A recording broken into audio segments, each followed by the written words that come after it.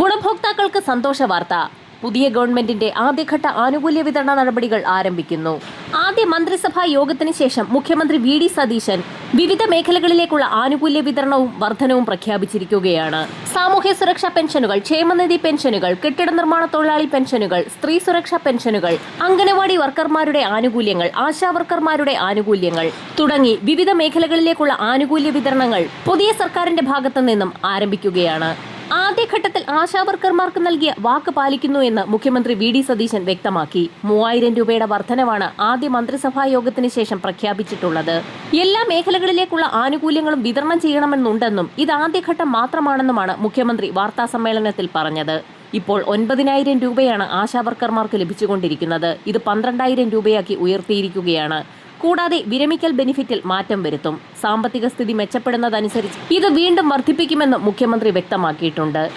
65 ലക്ഷത്തോളം വരുന്ന ആളുകൾ ആശങ്കയോടുകൂടി കാത്തിരിക്കുന്നത് സാമൂഹ്യ സുരക്ഷാ പെൻഷനുകളുടെ മെയ് മാസത്തിലെ വിതരണമാണ്.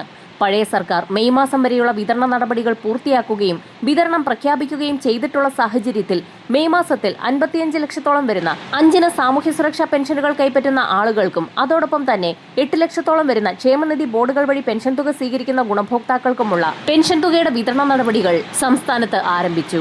മെയ് മാസം 25ഓടുകൂടി ഒട്ടുമിക്ക ഗുണഭോക്താക്കളുടെയും ബാങ്ക് അക്കൗണ്ടുകളിലേക്കും കൈകളിലേക്കും തുക എത്തിച്ചേരുന്ന രീതിയിലാണ് വിതരണ നടപടികൾ ആരംഭിച്ചിട്ടുള്ളത്. മെയ് മാസത്തിലെ പെൻഷൻ തുകയുടെ വിതരണം നേരത്തെ തന്നെ പിണറായി സർക്കാർ പ്രഖ്യാപിച്ചിട്ടുള്ളതാണ്.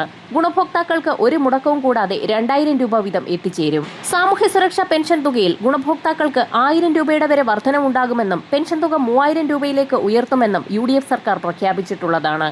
എന്നാൽ ഇന്നലെ ചേർന്ന മന്ത്രിസഭാ യോഗത്തിൽ ക്ഷേമ പെൻഷൻ തുകയുടെ വർധനവ് പ്രഖ്യാപിച്ചിട്ടില്ല. പെൻഷൻ തുകയുടെ വർധന ഉൾപ്പെടെയുള്ള കാര്യങ്ങൾ ജൂൺ മാസം 5-ാം തീയതി അവതരിപ്പിക്കാൻ പോകുന്ന ബജറ്റിലാണ് പ്രഖ്യാപിക്കാൻ പോകുന്നത്.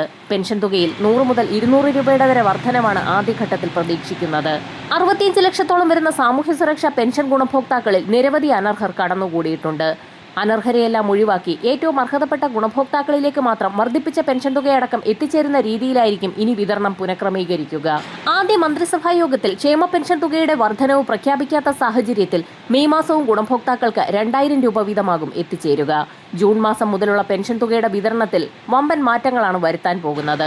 സാമൂഹിക സുരക്ഷാ പെൻഷൻ 3000 രൂപയാക്കുന്നതും സർക്കാരിന് മുന്നിലെ വലിയ വെല്ലുവിളിയാണ്. നിലവിൽ 2000 രൂപ പെൻഷൻ നൽകാൻ തന്നെ പ്രതിമാസം ഏകദേശം 1050 കോടി രൂപ ചെലവാകും. ഇത് 3000 രൂപയാക്കിയാൽ ചെലവ് ഗണ്യമായി ഉയരും. പെൻഷൻ മുടങ്ങാതിരിക്കാൻ ഇടതുമുന്നണി സർക്കാർ സോഷ്യൽ സെക്യൂരിറ്റി പെൻഷൻ ലിമിറ്റഡ് രൂപവൽക്കരിച്ച് ബജറ്റിന് പുറത്തുള്ള വായ്പയിലൂടെ തുക കണ്ടെത്തിയിരുന്നു. എന്നാൽ ഈ രീതിയെ UDF സർക്കാർ നേരത്തെ വിമർശിച്ചിരുന്നു.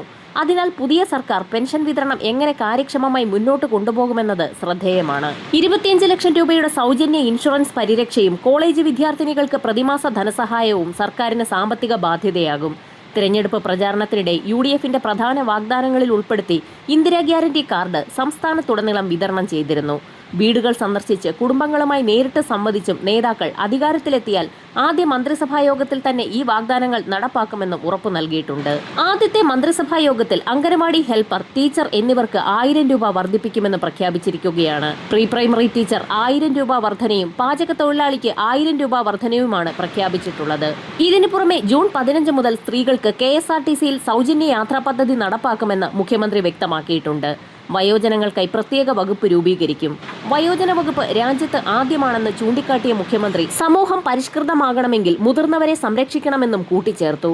വയോജന വകുപ്പിന് പിന്നിൽ സ്വപ്നതുല്യമായ ലക്ഷ്യമുണ്ടെന്നും വി.ഡി. സതീശൻ മുഖ്യമന്ത്രി വ്യക്തമാക്കി. മന്ത്രിസഭാ യോഗത്തിന് ശേഷം ആദ്യ വാർത്താ സമ്മേളനത്തിലായിരുന്നു മുഖ്യമന്ത്രി വി.ഡി. സതീശന്റെ പ്രഖ്യാപനം. വിവിധ മേഖലകളിലേക്കുള്ള എല്ലാ പ്രഖ്യാപനവും കൂടി ഒരു ദിവസം കൊണ്ട് പ്രഖ്യാപിക്കാൻ സാധിക്കുകയില്ല എന്നും വരും ദിവസങ്ങളിൽ വമ്പൻ ആനുകൂല്യ വിതരണങ്ങൾ പ്രഖ്യാപിക്കുമെന്നും മുഖ്യമന്ത്രി വ്യക്തമാക്കിയിട്ടുണ്ട്. വിവിധ മേഖലകളിലേക്കുള്ള കൂടുതൽ ആനുകൂല്യ വിതരണങ്ങൾ എന്തൊക്കെയെന്ന് വരും ദിവസങ്ങളിൽ തന്നെ അറിയാൻ കഴിയും. വരും മണിക്കൂറുകളിലെ സർക്കാർ അറിയിപ്പുകൾക്കായി ചാനൽ സബ്സ്ക്രൈബ് ചെയ്യാൻ മറക്കാതിരിക്കുക.